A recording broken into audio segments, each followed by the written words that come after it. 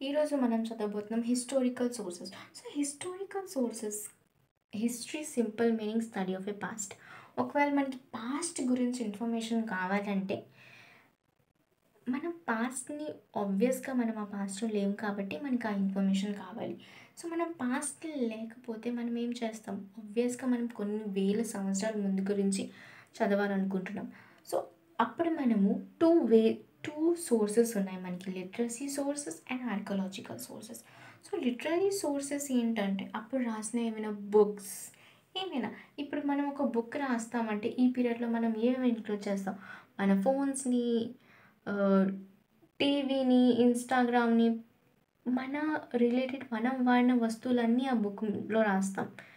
మనం ఇవన్నీ చేస్తున్నాం, ఇలా ఉంటుంది.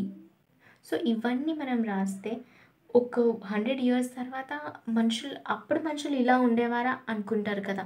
ఎందుకంటే ఇప్పుడు మనము ఎలా ఉంటున్నామో 100 ఇయర్స్ తర్వాత సేమ్ అలానే ఉండం కదా! సో, అప్పుడు మనకి ఆ పీరియడ్ గురించి తెలుస్తది ఆబ్వియస్‌గా. సరేనా? ఇలాంటివి లిటరసీ సోర్సెస్ ఉంటాయి. అండ్ ఆర్కియాలజికల్ సోర్సెస్ అంటే మనం అంటే ఆ పీరియడ్‌లో వాడిన వస్తువులు. సో, ఆ పీరియడ్‌లో ఎలాంటి వస్తువులు వాడేవారు.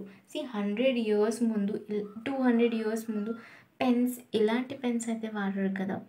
ఇలాంటి కాపీస్ వాడరు. ఇలాంటి ఫోన్స్ కూడా వాడేవాళ్ళు కాదు. సో, అప్పుడు అవి లేవు. ఇప్పుడు ఉన్నాయి.